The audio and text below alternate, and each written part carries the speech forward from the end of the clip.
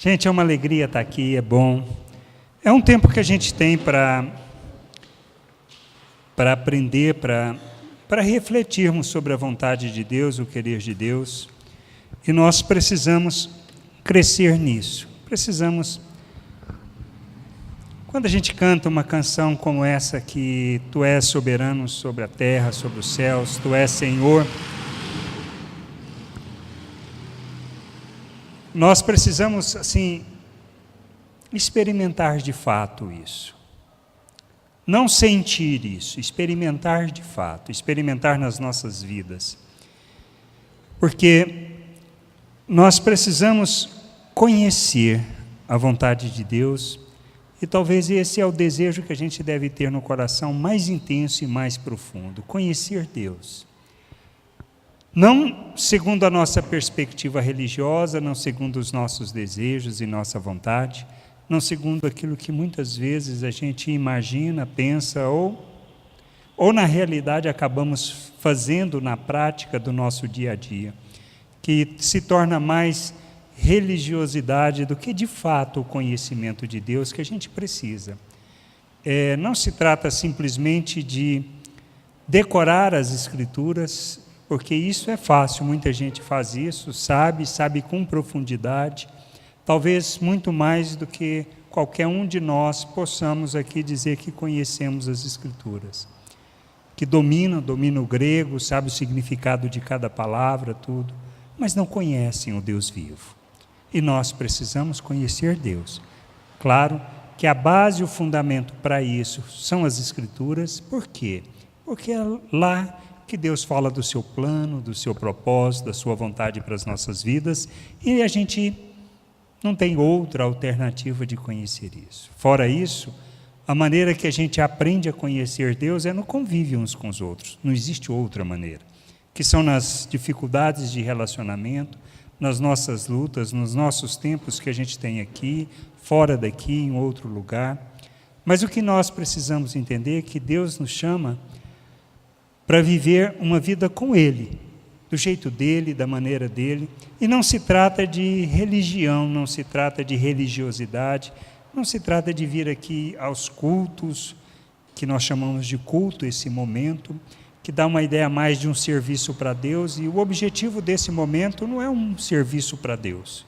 Eu vou lá agradar a Deus, prestar um serviço, Ele vai gostar disso que eu estou fazendo, porque eu vou cantar direitinho, vou cantar afinado, que não é o meu caso. Por isso, quando o Fernando tira o microfone da boca, eu abaixo o volume, porque não dá para cantar. Então, assim, eu não sei vocês, como é que vocês são. Então, assim, Deus se alegra por cantarmos juntos, por estarmos juntos, como uma família, entender. Nós precisamos, na realidade, desenvolver essa consciência de família, de irmãos, de estar junto, e todos nós precisamos aprender. Por quê? Porque é isso que Deus fez. Ele, na realidade, o plano dele sempre foi, desde tempos eternos, antes mesmo de nos criar, Cristo já estava planejado, a gente sabe isso através das Escrituras, a cruz já estava decidida, a família ele já tinha decidido. Então tudo isso não foram coisas que foram acontecendo ao longo vamos dizer assim, como uma perspectiva de correção do rumo que Deus fez. Ele colocou Adão e Eva lá no jardim, tudo, criou um homem, pisaram na bola, então Deus, para corrigir, resolveu fazer a coisa de outra forma, chamou um povo, o povo de Israel, esse povo não deu certo, aí manda o filho para ver se resolve o problema. Não foi. Tudo isso, quando a gente conhece as Escrituras e lê, sabe que fala. Tudo isso Deus já tinha planejado muito antes, mas muito antes mesmo de criar o mundo. E o que nós precisamos é conhecer esse Deus. Conhecer esse Deus na profundidade que Ele deseja, que Ele planejou, com toda a intimidade que Ele planejou. E a gente precisa, assim, repensarmos nossas vidas e entender isso, no sentido de buscar esse conhecimento. E não se trata de que amanhã eu vou acordar conhecendo e tendo, não. É uma questão de um dia dizer assim como a gente casa, um compromisso, chega, você fica lá meio enamorado, meio assim, alguma coisa, e chega um dia e fala assim, olha, você está afim de enfrentar essa luta comigo? Quer casar comigo? Aí você decide pelo casamento, se une, aí você pensa assim, essa jornada vai ser moleza, redondinha, não vai ter problema nenhum. Aí depois de 30 anos você descobre que não muda. Todo dia tem problema, todo dia tem discussão, todo dia tem desentendimento. Porque a gente cria expectativa, e muitas vezes com Deus a gente age dessa maneira, nós criamos expectativas e Deus não responde do jeito que a gente quer.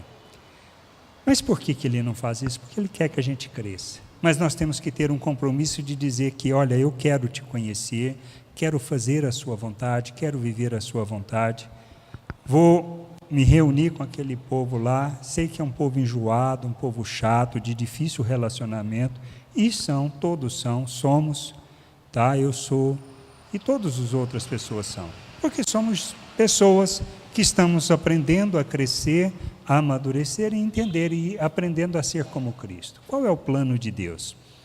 Nesse propósito todo, Ele enviou o Filho para revelar o Pai. Jesus mostrou o Pai, ensinou acerca do Pai e disse, olha, assim como na realidade eu sou, vocês também têm que ser, ou seja, na realidade é para sermos imitadores de Cristo, ser como Ele. Todo o propósito de Deus, toda a criação, a conversão, esse compromisso que a gente assume com Deus é para quê? Para que a gente seja como o Filho. Ele nos dá um novo coração, Ele nos faz uma nova criatura, Ele nos cria a imagem do Filho, Ele nos dá a mente de Cristo, Ele derrama abundantemente da graça, do amor e da autoridade para a gente viver neste mundo como um filho de Deus. Bom, beleza, isso quer dizer que quando Ele fez isso, o dia seguinte está resolvido? Não, isso só quer dizer que a jornada está começando. Eu aceito isso por fé e vou começar essa jornada de amadurecimento. E é sobre isso que a gente tem falado esse mês. Porque nosso desejo em termos de tema desse ano, que fala o melhor ano de nossas vidas, ou seja, o mês de janeiro foi para a gente fazer essa reflexão e dizer assim, olha, transformar o ano de 2019, um ano que de fato faça uma diferença nas nossas vidas e seja o melhor ano das nossas vidas em termos de nos posicionarmos diante de Deus e diante da vontade dEle, porque esse é o querer dEle, que a gente amadureça, que a gente cresça.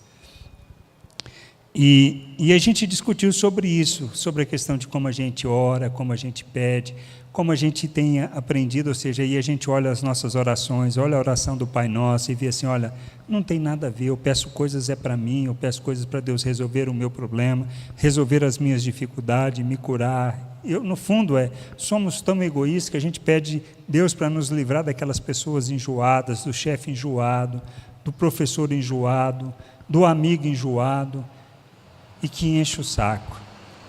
Mas isso simplesmente revela o quê? Revela nosso entendimento, o nosso grau de maturidade. E aí a gente olha a oração do Pai Nosso e vê que não é desse jeito que Jesus nos ensinou a orar.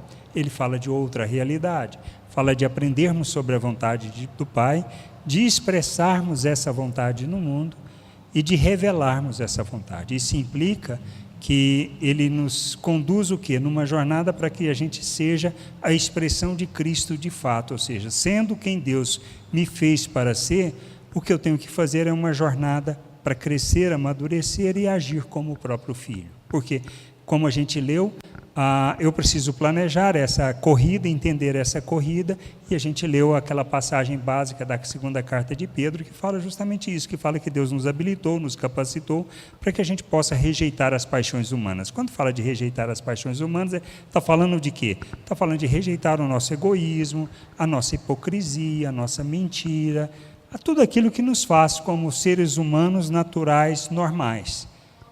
Ciumentos, egoístas, tudo isso faz parte da natureza humana.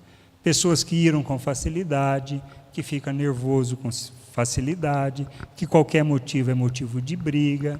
Então, tudo isso faz parte da natureza humana, da nossa vida. De a gente olhar para o outro e pensar assim, o que aquele cara é bom para realmente resolver? Se não vai resolver problema nenhum, eu não dou nem atenção. Mas se ele tem alguma coisa para me dar, o que eu faço? Eu uso dele para alcançar aquilo que eu estou buscando. Se é um homem e olha para uma mulher, ele pensa só na perspectiva do prazer que ele pode conceder, ou seja, trata a mulher como objeto. A mulher olha para o homem e vê o que ele pode oferecer, e aí, se é interessante, ele aproveita, se não é, larga para lá. O que nós fazemos como pessoas naturais, na essência, é isso. Você pode ser um ser um pouco mais evoluído e pensar um pouco diferente, mas isso seria a exceção da exceção da exceção da exceção. Mas, no fundo, toda a motivação que a gente tem é no sentido do que o outro pode me oferecer. Se não me oferece, não me serve. Se transgride aquilo que eu gosto, não me serve. E aí a gente precisa decidir. Agora, o que Deus nos chama para fazer? Essa é a questão, sermos como Cristo. O que é ser como Cristo? Pois Ele é a nossa esperança, é isso que a gente precisa entender, nosso aspecto de maturidade está aí. E a gente planejando aquilo que a gente discutiu na última reunião, fala acerca disso, do passo a passo, para que a gente possa amadurecer e revelar Cristo ao mundo. Sermos expressão de Cristo, sermos a família de Cristo. Mas alguns aspectos a gente precisa ainda refletir. No fundo o que eu espero em Deus? Como eu olho essas coisas, tudo que estão me cercando da minha vida, e como eu trato isso? Me vejo realmente, ou seja, olhando, quando eu olho para Cristo, vejo como uma questão de esperança, de aquilo que é meta, mas me vejo também como uma oferta, assim como Ele foi, porque Ele diz que assim como Ele tinha sido enviado pelo Pai, Ele nos enviava. E João, escrevendo, fala que a gente deveria amar, lá em 1 João 3,16, fala que a gente deveria amar como Cristo. No fundo, nós deveríamos oferecer as nossas vidas pelo irmão. O que isso quer dizer? Como isso se traduz no nosso dia a dia, na nossa vivência? Está vendo assim, isso não tem nada a ver com religião, não tem nada a ver com o vir aqui aos domingos, porque isso não nos vai fazer isso. A religião nos ensina, e nós adotamos de maneira muito prática, simplesmente vir prestar um serviço para Deus, cantar para Deus, e aguentar um cara enjoado falando por lá meia hora, pronto, já fiz meu sacrifício, está resolvido com Deus, vou passar uma semana tranquila, Deus vai me abençoar. Isso é pensamento o quê? Pensamento natural, ou seja, eu presto um serviço, Ele se agrada e vai me dar o que eu quero. Isso é pensamento religioso. Eu posso fazer isso com qualquer Deus, em qualquer religião, em qualquer coisa, porque a perspectiva de todas são a mesma. Eu vou fazer alguma coisa para que um ente divino se agrade de mim e dê o que eu quero, o que eu preciso. Mas Deus nos chama para isso. Não é isso que Ele planejou e não é isso que Ele quer. E o que Ele quer de fato é que a gente cresça e amadureça. Por isso, qual é a nossa esperança em Deus? O que a gente está querendo de fato, o que a gente está buscando? Para que esse ano possa ser um ano que vai fazer diferença nas nossas vidas. Porque nós precisamos, na realidade, aprender a viver o reino de Deus na terra. E é isso que Ele nos chama, para vivermos o reino de Deus na terra. Nada mais, nada menos que isso, como seus filhos, revelando e manifestando a sua glória. Ele quer outra coisa? Não, não quer. Ele quer seus dízimos e suas ofertas como uma obrigação para Ele te abençoar? Não, Ele não precisa disso. Nós precisamos para manter esse lugar, mas você faz se você quiser, porque é o que nós temos pregado aqui, ou seja, se você quer ter um compromisso com essa família, então coloque teu dízimo, coloque tua oferta. Ah, quanto? 10%? Quanto você quiser, quanto você achar que é a sua contribuição que você dá para a família, é isso que você vai colocar. E é isso que nós precisamos aprender. Eu estou me comprometido com a família, com essas pessoas para crescer. Então, por isso a gente fala assim, olha, por que a gente fala de dízimos e oferta? Por causa disso. Tanto que a gente tem chamado de oferta de compromisso, um compromisso com a família. Porque a gente quer que entenda que é compromisso. Por isso o desenvolvimento dessa consciência de família é extremamente importante, que por mais que a gente brigue, nós vamos continuar junto, assim como irmãos de sangue. A gente pode brigar, mas não tem jeito, tem que ficar junto. É isso, Rafael e Fernando? Vocês podem decidir não conversar, mas um dia vai ter que conversar. E a gente precisa aprender isso. Posso não gostar tanto do meu irmão, mas eu vou ter que conversar com ele. Algumas épocas do ano não tem jeito, eu vou encontrar com ele. Poderia fazer a coisa mais fácil, mas é assim que a gente aprende a fazer. Isso é família, e família é assim. Por isso, quando a gente pensa acerca do Evangelho, acerca do reino de Deus, lá em 1 Coríntios 15, 19, diz assim, 1 Coríntios 15, 19. Eu estou fazendo um rolo danado com isso aqui, não estou? 15, 19.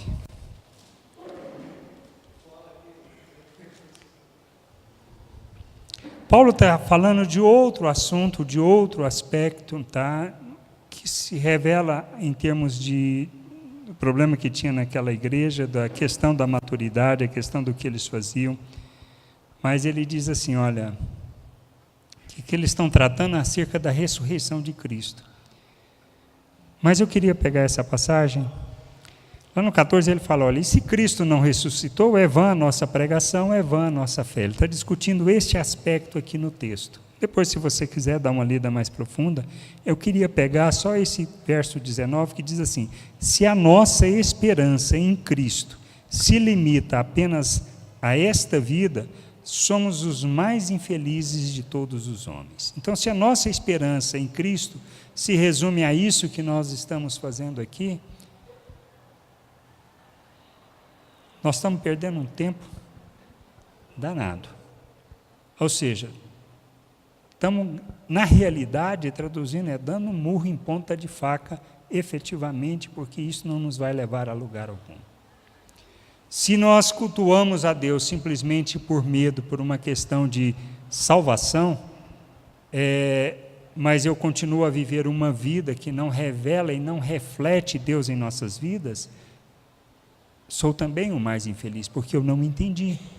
É o que Paulo começa logo escrevendo essa carta aos Coríntios. Ele fala, olha, vocês são extremamente abençoados, vocês falam em línguas, vocês têm os vários dons, vocês mostram, em alguns aspectos, que conhecem a Deus.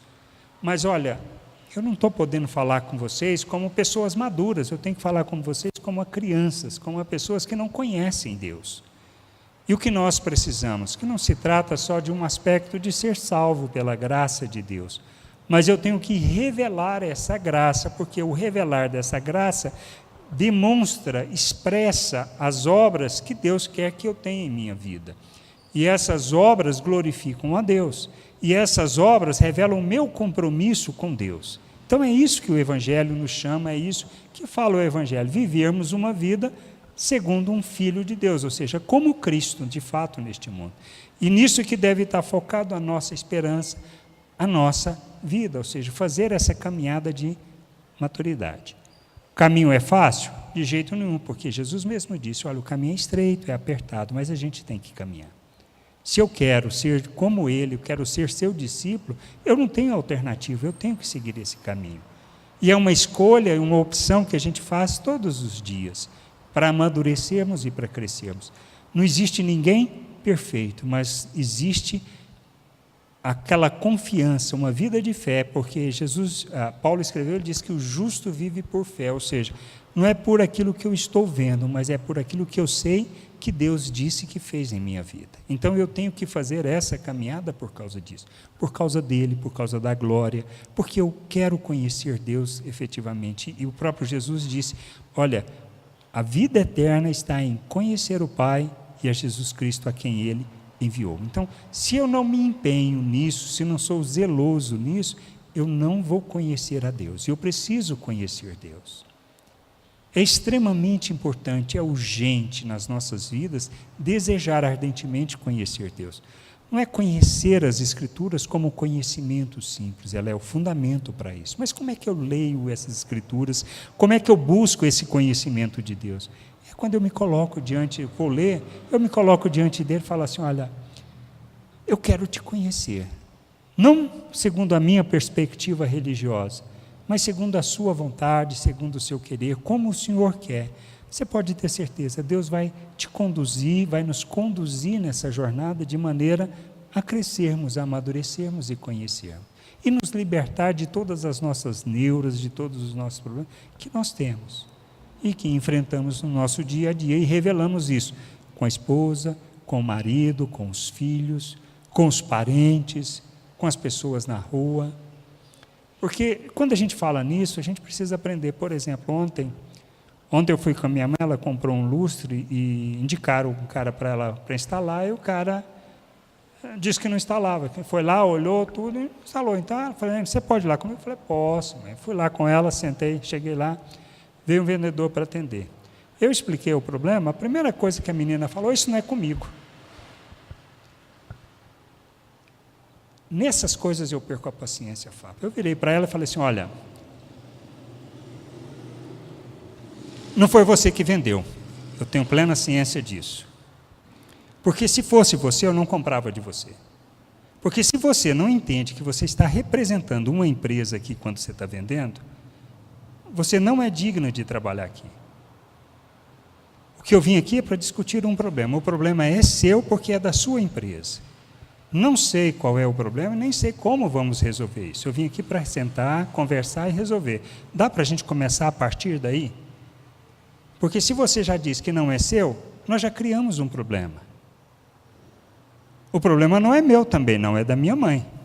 Mas ela veio com fé comprar de vocês e vocês indicaram e a pessoa não foi instalar. Ela só quer saber como a gente vai resolver isso, porque ela precisa de alguém para instalar. Ela não sabe montar, eu também não. Então vocês conhecem alguém para montar.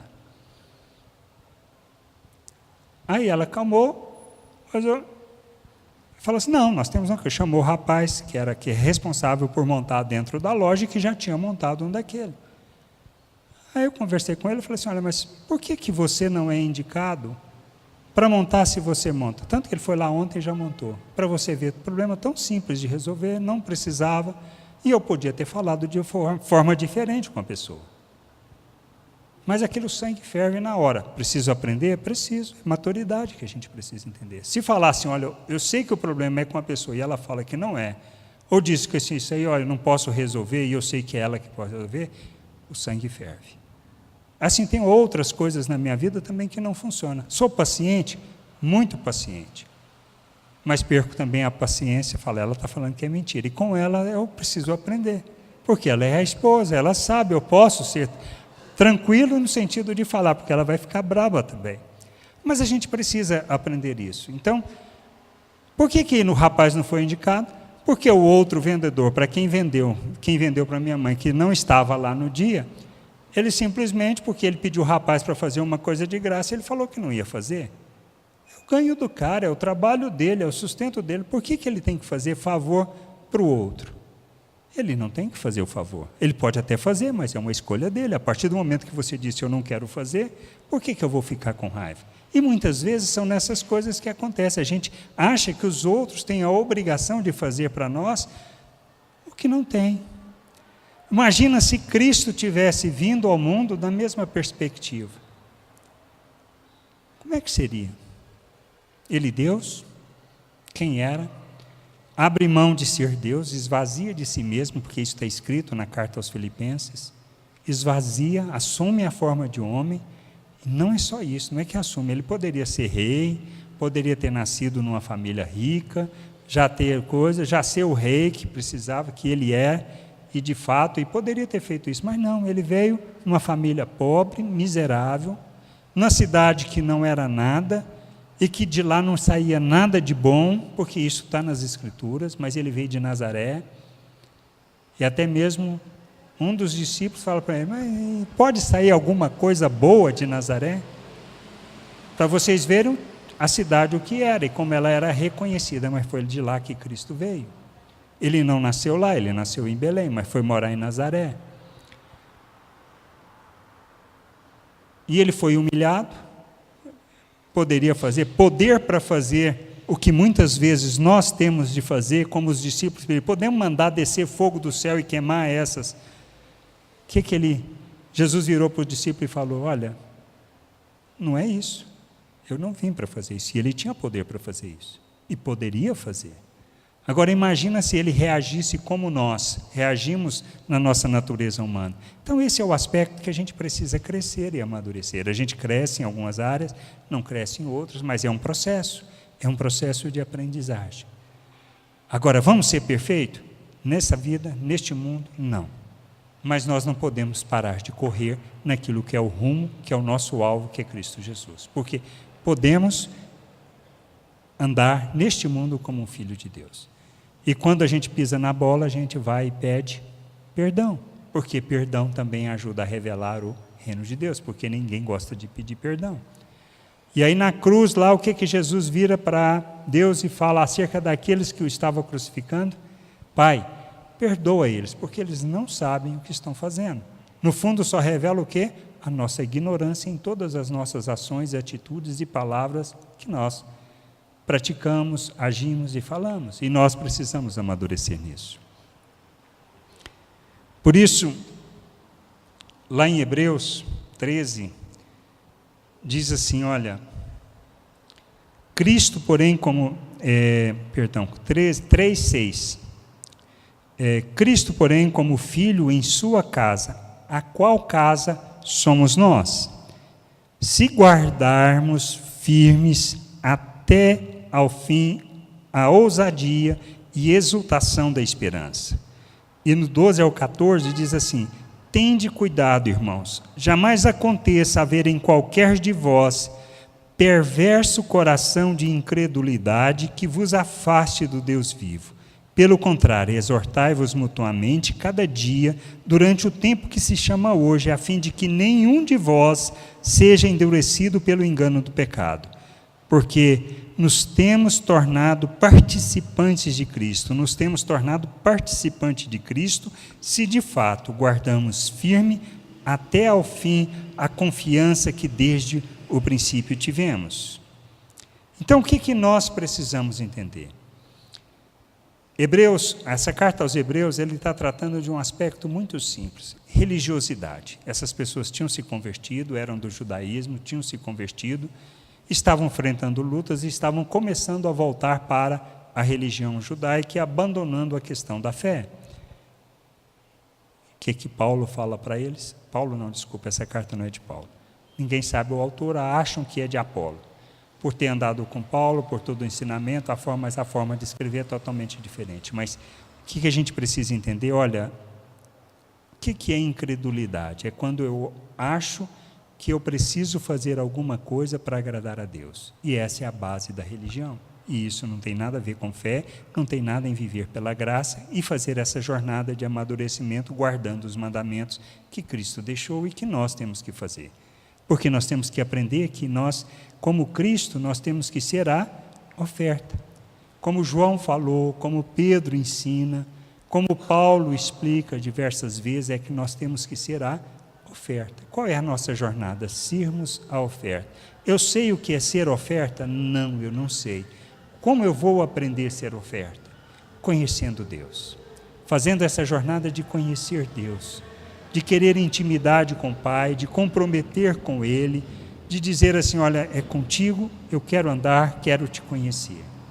Porque eu fazendo isso, eu vou amadurecer, eu vou crescer, Ele vai se revelar, vai me ensinar. Porque somente a partir desse compromisso pessoal com o Pai, é que eu consigo me comprometer com as pessoas, com cada um de vocês. E dizer assim, mesmo que eu não esteja com vontade de encontrar, de estar, eu vou fazer isso. Mesmo que eu não esteja afim de estudar, de conhecer e de compreender para poder ensinar e de viver, me empenhar para viver, eu vou me comprometer com isso. E se compreendo que eu preciso fazer alguma coisa, eu vou fazer, mesmo que eu esteja com preguiça e sem vontade de fazer. Porque eu quero ajudar as pessoas a crescer. E a nossa jornada, como corpo de Cristo, como família, como membros dessa família, é entendermos que nós temos que crescer como pais nós crescemos. Um dia fomos crianças, depois adolescentes, emburrecentes, né? Depois nós decidimos um dia nos comprometer, casar, ter filhos, e aí depois que a gente tem filhos, aí a coisa muda ainda e se torna mais sério ainda, porque agora eu sou responsável por algumas pessoas e elas têm que crescer, amadurecer e aprender a fazer o mesmo. As decisões, o que ensino, vão influenciá-las no rumo que ela não vai dizer o que elas vão ser nem o que elas vão fazer, mas vão dar uma direção daquilo que elas precisam fazer. E a gente precisa aprender a ser pais.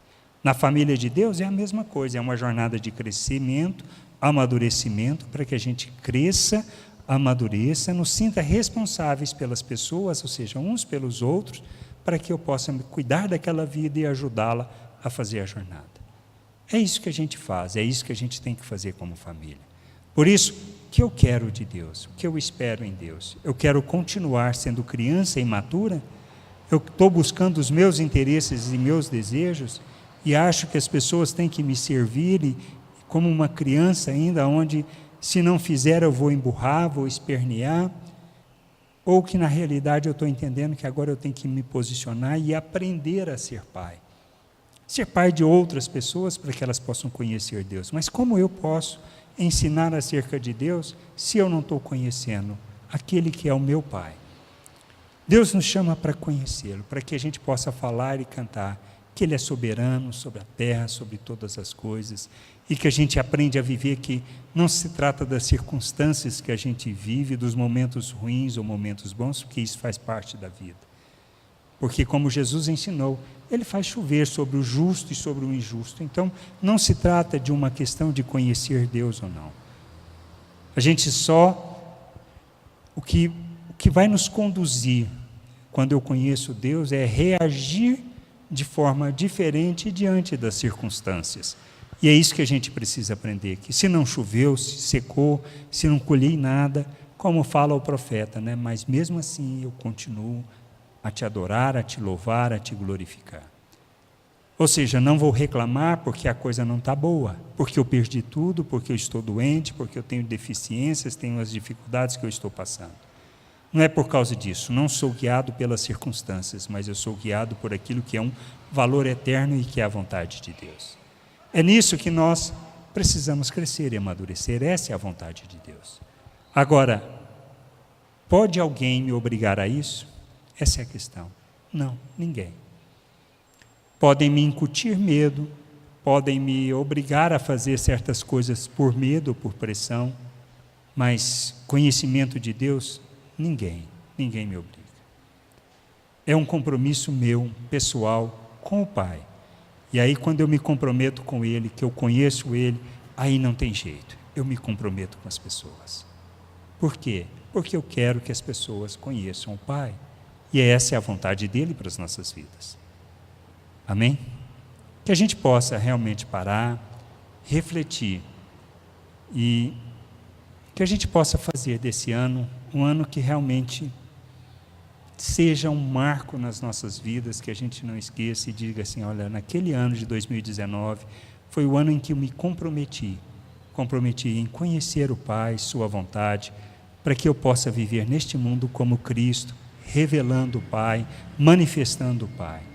Porque nós temos uma obra muito grande para fazer, que está nas nossas mãos fazer, que é revelar o reino e fazer diferença na vida das pessoas com quem a gente anda e principalmente com as pessoas que estão aqui nessa rua. Somos responsáveis por essas pessoas e responsáveis por revelar o reino de Deus a essas pessoas. Não é formar prosélito, não é trazer pessoas simplesmente para sentar, ocupar essas cadeiras. Nós não queremos fazer shows, não queremos fazer uma coisa talvez deslumbrante. Mas que a gente aprenda e nos comprometamos em revelar o Pai neste mundo. Amém? Vamos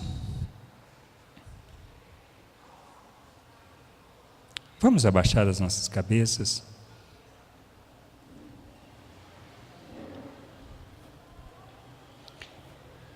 Pai, nós te agradecemos por esse dia.